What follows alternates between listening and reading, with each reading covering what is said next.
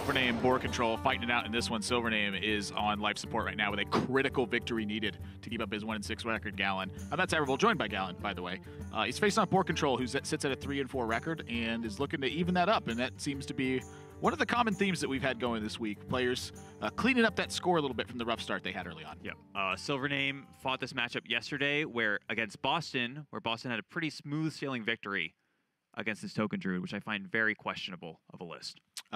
Yeah, we could take a look at that list and go over it in exact detail, but he is up against a different archetype this time. He was playing against Water Rogue yesterday from Boston. Today he's playing against the Raiding Party Rogue that we'll take a look at in a second here. The big thing that's missing for me in this list is Snip Snap. It does everything this deck wants to do, and honestly, now that I'm looking at it again, this is so much different than Frozen's list. Yes. I probably should not have voted in favor of this. I mean, this is what I'm talking about. I feel like not running Snip Snap is not only indicative, I mean, it's just a single card, but it's also not indicative of, like, keeping up with the meta.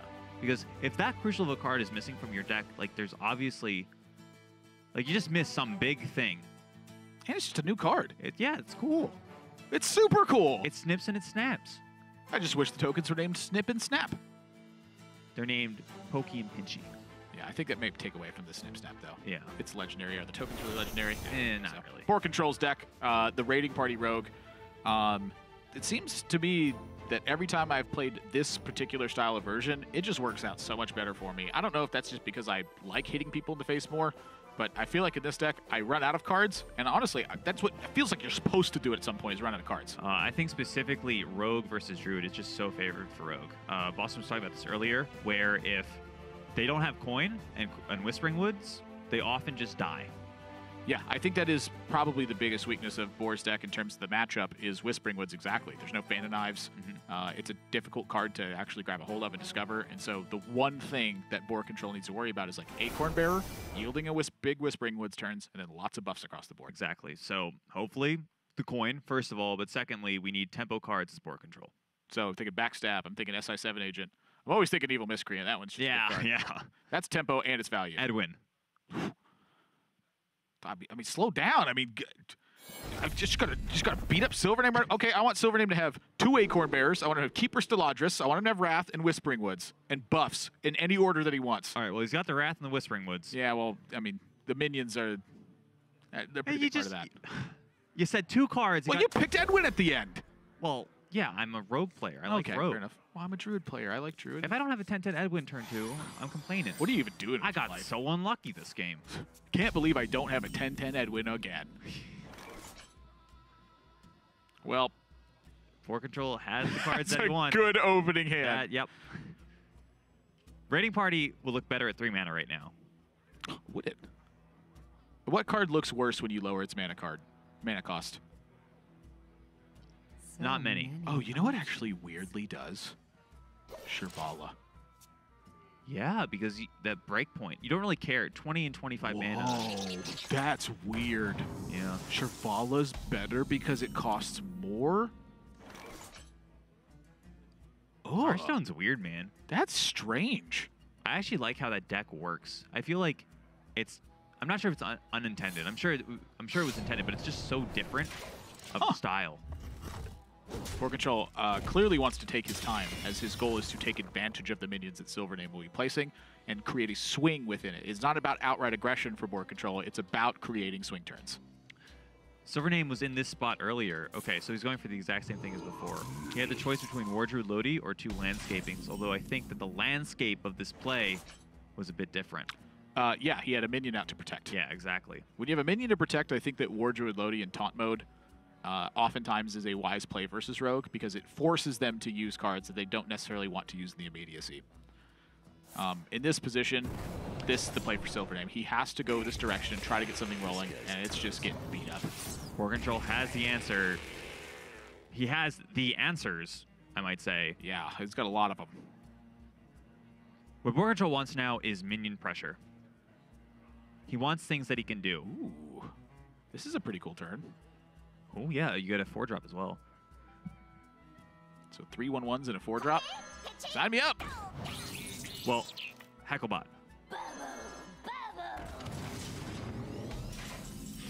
That's just a 4-3.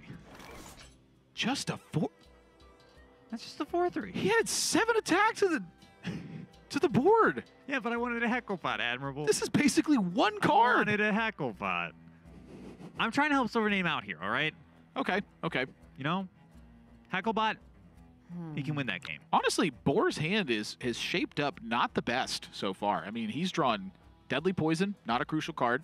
Waggle Pick, not a crucial card.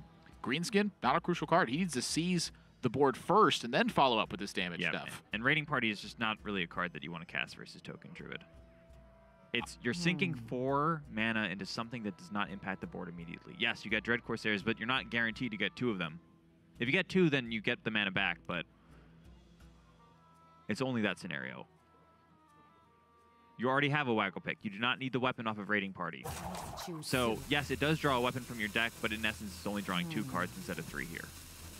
I imagine Greenskin on the mind. Fight for tempo. Imagine backstab Raiding Party on the mind. If you draw Southsea, you can fight. I don't mind this because I think the 0-cost Dread Corsairs have a lot of merit here, but he puts just below Southsea deck hands. That is not good. No, it's the opposite. And Bad. you see him react to it. It's 25% chance to draw both Southsea deck hands rather than at least 1 Dread Corsair. SilverName here. Chance to capitalize. One of the few chances I've seen for the Token Druid deck to capitalize. Now, think back to what you said about the War Druid loading and how we were talking about it. You just saw your opponent use Raiding Party, which means Southsea deck hand. High possibility. This is just so slow. He's not even wrathing to cycle a card here. In this position, I wanted to Wrath to kill the minion and use War Druid Lodi to protect the 1/1s and hope that I could capitalize with buffs later on. I like that play a lot. So in this instance, SilverName, he's just kind of playing the board. And if this is the case, I think BoarControl's play of the Raiding Party ends up getting a big payoff because he can take it slow, just answer the board turn after turn. BoarControl just has a hand of really nothing. He can answer this wave of minions. So many options. Is there a damage really raise potential here? Or you're just considering only like Waggle Pick Deadly? Worth counting. I mean, that's what your hand is doing, right? So if you go Waggle Pick Deadly Poison, that's 12 over 2 turns. Yep. You have Southsea deck hands. That's 16 over 2 turns. If you add the Leroy in there with the, let's just say the Shadow Step hits the Leroy in some weird combination of whatever order it's going to go in, you're looking at heaps of damage over 3 turns. 3 turns is the key there. He does not have 3 turns. You can't account for how much damage SilverName is going to do in that point. So I think you have to fight for board. I think he's going for it. You wonder if he goes coin. Yep. Southsea deck and kill a 2/2. And there's the damage race. Offset the opponent's pressure. One thing I want to point out, and this is actually what BoarControl was saying about this matchup, is that Mark at the Loa is a terrible card, according to BoarControl. However, in these kinds of races, it's actually very annoying because you can just get a taunt minion out of nowhere that the Rogue has a hard time accounting for, I would say. Something that SilverName has interestingly done, though, is kind of just exhaust all the 2 damage effects from BoarControl's side. Yeah, I mean, you've seen double deckhand, double backstab, a single SI7 agent. It's interesting. This is not the position you want to be in. However, for BoarControl, I'm looking at Poison Captain Greenskin. Yeah, so we need to count whether Leroy Jenkins Eviscerate the next turn is lethal. However, there is a War Druid Lodi in SilverName's hand. I mean, SilverName has actually just genuinely taken the approach of overloading the removal from BoarControl. He has War Druid Lodi swipe, too, to even clear off the Captain Greenskin. If BoarControl keeps on this line, I think that he might lose this game.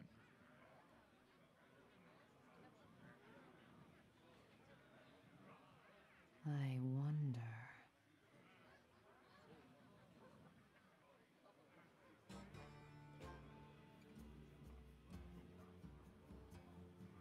What else can you even consider this turn? I was thinking about like a Leroy hit with the Waggle Pick, but you can't do that because you open up so many damage possibilities on the other end. I mean, I think this is what he's got to go Full for. steam ahead. He's going to get swiped and War Druid Lodi'd on the back foot. The Lodi, I think, might save SilverName here.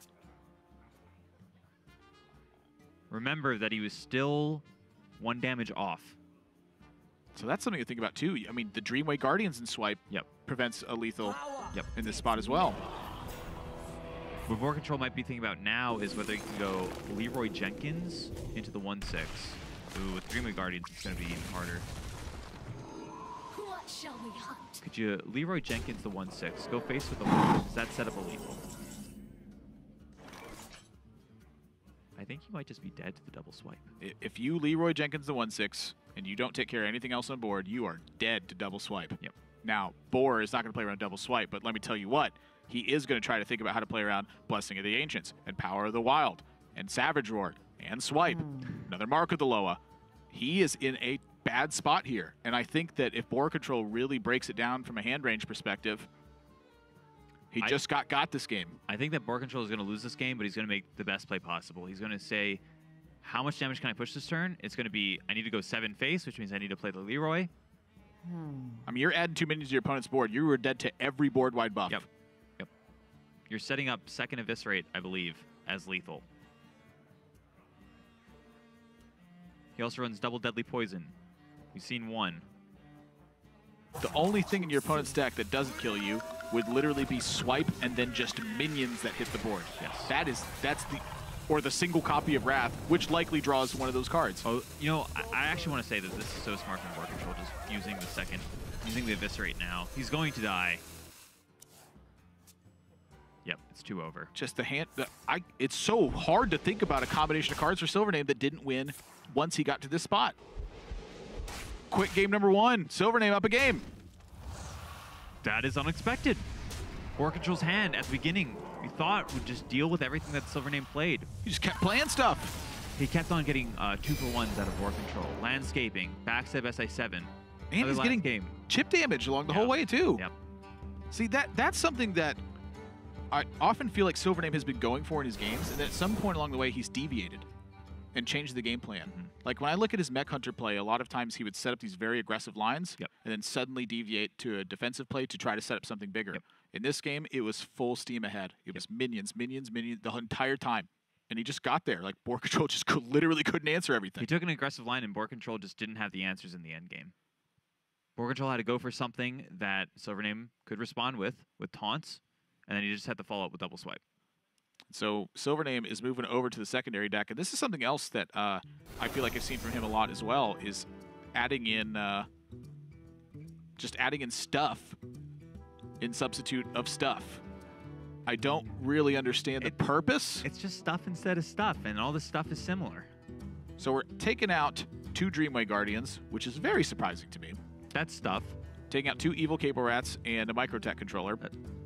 We're adding in 2 Ardent Squires, 2 Direwolf Alphas, and a Sea Giant. That's minus stuff plus stuff, and I haven't done the math on it. I don't know the stats, but it seems very similar. I question why this is his anti-rogue tech.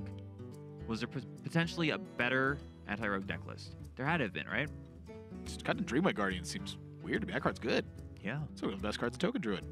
I was going to suggest Acidic Swamp Ooze, but we've seen that card not be so great versus Rogue this weekend. Mago pick didn't even matter that game. You know? Taking a look at board controls, he's sticking on the primary deck, which Gallon soapboxed on his tertiary deck for swapping out 1 set for 1 Life Drinker. Yeah. I think that's Boar's personal protest. That's my interpretation of it. Even if he says otherwise, I'm going to continue that interpretation of it. He's free to call me out on it, and I'll even say that he called me out on it and that I was wrong, but I'm still going to give that interpretation with this preface every time. I mean, this game, he's looking for the Evil Miscreant. Draw that, you probably win. Yeah, just primary list is good enough to get done. I think his hand got really clunky in that game. He didn't have a way to tempo what was happening on board. He wasn't creating swing turns. He was just answering things. Like I was saying, he needed that minion pressure, and he just never got it. He had to go Raiding Party for it. Didn't hit his Dread Corsairs, which is the cards that he wanted. Ended up having to play a removal game plan the entire time, and when he took the racing game, it just wasn't there. And this is a rematch from earlier in the season. All the matches today are rematches from earlier in the season, but SilverName's single match win was against BoarControl early in the Grandmaster season. He won it 2-0. Can we talk for a second about SilverName's hand? He is on the coin. He has Whispering Woods. That is what you want. I'm looking at that Keeper Steladris. I'm looking at this entire hand. Have you ever played a turn 1 Keeper Steladris and had it live? No, I don't play Token Druid. Okay, well, I have, and it's very good. It's one of the most powerful things the deck can do is turn 1 coin Keeper Steladris. All right. You wonder if he even plays his Argent Squire turn 1. See, that's the thing is when you have coin, I think you're a bit more flexible on it. And that actually may be one of the purposes of Argent Squire is to occupy a slight amount of resources and then to coin the Power of the Wild with the Keeper Steladris, which is also, in my opinion, a pretty powerful play. Steladris, to me, is the glue that holds all of the Druid decks together right now. Like, without that card, I feel like I ran out of gas. That makes sense. I mean, I think just Token Druid in general runs out of gas very quickly. You know, it's looking at early tempo plays like Whispering Woods as its way to win a game, and as soon as that doesn't work, it just stumbles and falters. Turn 1 deckhand. The light protects It me. beats a Coin Keeper Steladris. It checks it, at least. Yep. Yeah.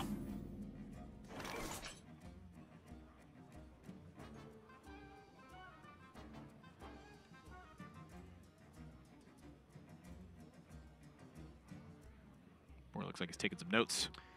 He has actually a pretty interesting decision here. He might just trade off his... Okay, so he's saying that if his opponent hero powers, whatever. Boar is not a miss free damage kind of person. That's fair. He is well beyond that camp. I think against a deck that is both aggressive and has a way of clearing off your minions with their hero power, it's worth considering. Specifically Token Druid. But yeah, missing 2 damage is... Yeah, let him spend 2 mana. Sure. It's like the old patches plays where people would trade the patches immediately. And you would look at the best players at the time, and they were like, face. And then the other one wanted to trade, and you're like, yeah, free damage. You can actually ask Killin All Day about this. He was at World Championships this year. I was playing a game against him. At this time, I was pretty cocky. I thought I was one of the best Pirate Warrior players in the game. I traded with my patches turn 1.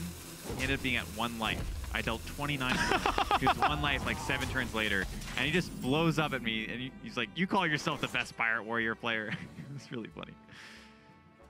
Oh, that was a little bit embarrassing. Ooh, SI7. You don't really want to play Dread Corsair now because if you play a Waggle Pick, it's going to cost 0 mana. Yeah, I imagine this is just a minion turn. You'd probably just play SI7 Agent. Yep.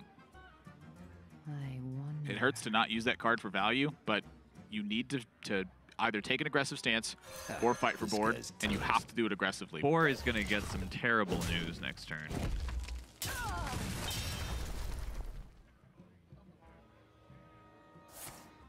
Yikes. You wonder, like, the Argent Squire play on turn 1 actually, like, dramatically affects this outcome, right? Boar just decided to, like, he just got a free kill with his dagger on that 1/1. Was it free? I mean, he spent 2 mana, he spent 2 dagger charges. If the Argent Squire was in hand, it would only represent 1 more token here, and he'd have a fresh dagger up. But he'd also have an Argent Squire in hand. I don't think that matters. I think I like the Argent Squire. So many. I think the Argent Squire forced Boar in a particular line of play. And it got 2 dagger charges.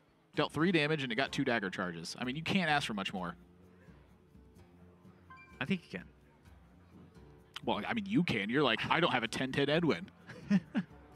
I mean, when you're on the coin, it's like holding your resources is actually, wonder. it serves a double purpose. Yes, you do not get to develop, but do you really want to develop into a rogue's? Into a rogue's. Turn 2 with their dagger. I think it's fine. I think with Acorn Bearer, it's fine because you're actively juicing up your Whispering Woods, but with Argent Squire, it seems a lot more questionable. Boar is, I mean, he's been reacting a lot to this situation. Yeah. I mean, this is just the single spot he didn't want to be in. Blood and plunder. Oh, I'm interested in these attacks. I'm looking at Myra's and Evil Miscreant in hand. And he saves the Waggle Pick. Doesn't swing. That is very interesting. Well, the thing to me I'm looking at now is Soul of the Forest versus Direwolf Alpha versus Steladris and Power of the Wild. Like, all of these plays are good. I like Soul of the Forest. It is 4 mana for 5 2/2s. Eventually, but Well, you get 3 now, and you could get 2 more now if you really wanted to. I would be shocked if Soul of the Forest didn't come down now. That's about as good as this card is going to get, and boy, is it good.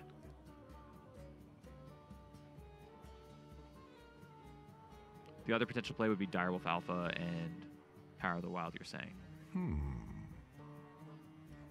But you lose so much. to me, I want to Soul of the Forest because it's the hardest card in my deck to use, and it probably has the highest payoff potential. Exactly. Time waits for no The one. problem with the Direwolf Alpha Oh, Boar! Did you see his reaction to it? Yes. it's just... I feel for him when stuff happens like this, because it just... Oh, what? What was that poke about? I think that he just wanted the 3-2 to not value trade a 2-2. Maybe you could shadow step the SI7 agent. Ah, that's exactly why. I actually really like that play by SilverName. I think it was quite good. SilverName has said in the media pieces I've seen from him that he thinks his control aspect of his play is one of his stronger facets, which is both surprising and unsurprising to me. It's unsurprising because I've seen him manipulate certain combat situations pretty well, but it's also very surprising to me because he just continues to bring aggro decks after that. Why isn't he bringing Bomb Warrior? I guess it's not really a control deck. That could be very well the reason. What viable control decks do we really have right now? That's a good one. It's not going to live, but that's a good one. Boar's freaking out.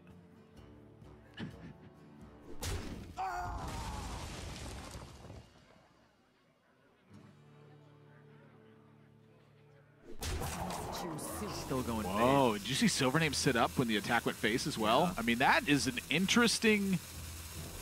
That's an interesting choice. Hitting a 2-2. Yeah, face go minions, minions go face. But he could have hit a 1-1 last turn. Face go minions, minions go face. Yeah, he's just calling him out on the... Uh-oh. 1, 2, 3. It's 8 plus 5 right now. Plus 2 from the Direwolf Alpha. Swipe. Seems pretty good here. Yeah. We could also go Keeper Steladris, Power of the Wild, which I'm more interested in. Something to really note here as well is that if the game continues at this pace where SilverName is picking off the board and keeping it fairly even on life totals, Forest Aid, if it gets to an even board position, is way in SilverName's favor. So I think Boar's aggressive stance has actually opened him to some opportunities this game that he would not have had if he wasn't being aggressive, where he'd be committed to trading the entirety of the time. Those aggressive attacks with the SI7 agent, I think, has opened him to the possibility of having a damage race. This is crazy good. Ooh, why is he going Myers and Sail Element first? Don't you... Okay, well, he got the Shadow Step. But the reason that I was considering this being really bad is that if we didn't get any cards that we could have played... He hit the 2-2 instead of the 2-1, and now he can't use the backstab. Well, he can Shadow Step, but what I'm saying is that why didn't we just do this first with our weapon? Because then we could replay it. If we didn't get a zero mana spell this turn... Right? Oh, his hand is full. Specifically Shadow Step with the way that he's played it out. Perhaps he didn't want to use the Waggle Pick this turn. But I think you do. I think the game plan was to pick this guy back up and kill another 2-1 here. To me, this is a very nitpicky thing, but a minor error is killing the 2-2 over the 2-1 in this instance because you can't use backstab. I think that backstab could be vital. Yep. You can't hit damaged minions. That's a really small thing that's actually so important here. And Boar's lost. In terms of his thought, not in terms of the game. That was very poor phrasing on my part. Yes. He's all in. His hand is not the Myers that you want to see.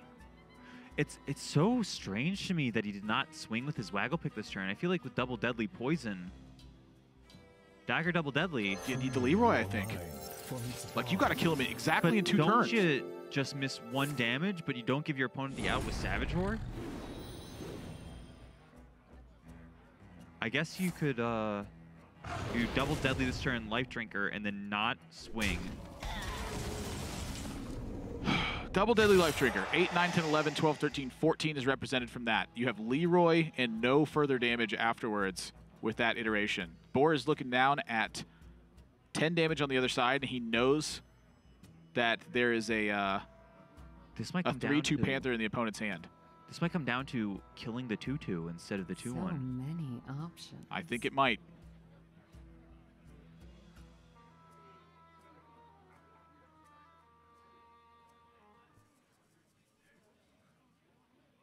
I don't know. Savage Roar. Let's do the math really quickly. Savage Roar is 8 right now. Yep. Plus 10 on board. 18. I think Direwolf Alpha, 19, 20. That's lethal. And then Hero Power, 21. And then board draws, 22, Yes. 23. So this one little decision point. I think if he had backstabbed the 2-2, he could set up lethal with Drinker, which deadly. Which meant he would have had to inefficiently kill a 2-1 with Kobold. Yeah. It's just a counterintuitive thing. And so now he's going to move in, says, I can't beat a buff. And he's right. And this game is close. This game's over. I'm saying if you have the backstab, this game is close, but SilverName takes it 2-0. Strong hands. A needed win. Yes. If he's going to make a playoff spot. He has to start racking up wins. And he starts here today repeating what he did early in the season and 2-0's BoarControl. His 2 match victories have been against BoarControl. I can't imagine Boar is happy with this one. Little things can make a big difference. That's what's been happening this entire weekend. SilverName capitalizes incredibly hard. Can't mess with Token Druid. I mean, props to SilverName. I actually think he played the last game quite well. Yeah, I actually think in hindsight he played the first game quite well. Yeah. Once you saw the plan actually go into place, a lot of this matchup felt counterintuitive once I started watching why the plays were working. And the reason game 1 works for SilverName in that spot is he simply overloads the amount of removal from BoarControl. BoarControl had a clunky hand, and because he's running out of removal and not creating big enough tempo swings, he just simply got chipped down. At a certain point, when you have 2 landscapings and a Mark of the Loa, they're not going to have 2 damage to kill one of your guys. Yeah, I mean, there's only so many backstabs in SI7 Salcy deckhands in the deck. You got 4 extra with the Ethereal Lackeys. I think Boar got pretty unlucky to not draw a Dread Corsair in that spot. I think Dread Corsair probably would have been a big enough tempo swing in game number 1 to give him time for lethal in that spot. But when you draw both Salcy deckhands, you only have one game plan. It's continue to defend yourself and hope that works. And the weird spot in game number 2, killing a 2-1 with the Kobold instead of killing the 2-2 because you're going to Myras and you need the backstab. Yep. Weird. I have a lot of thoughts about that turn that he Myras. I feel like there was a lot of different ways that he could have played it.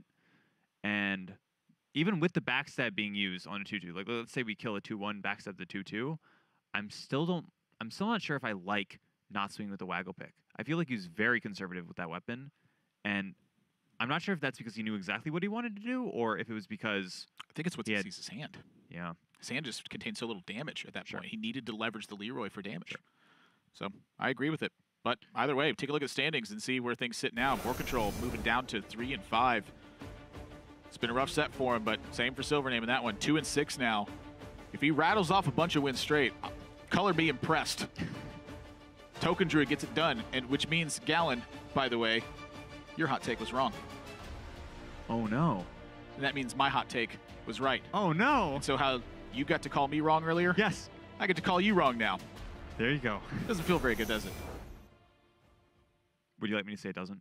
Well, I mean, that was the idea. Oh, it feels terrible. Oh, jeez. I'm so beat up about it. We gotta go to a break. Match number 6 is coming up. Viper versus Tice. Pretty critical rounds for both of these. 4 and 3 and 3 and 4 records, respectively. Good playoff on that one, by the way. You're learning really well. So we'll get to a break. When we come back, our 6th and final match of the European region before we head over to America. So stay tuned. We got plenty more Hearthstone.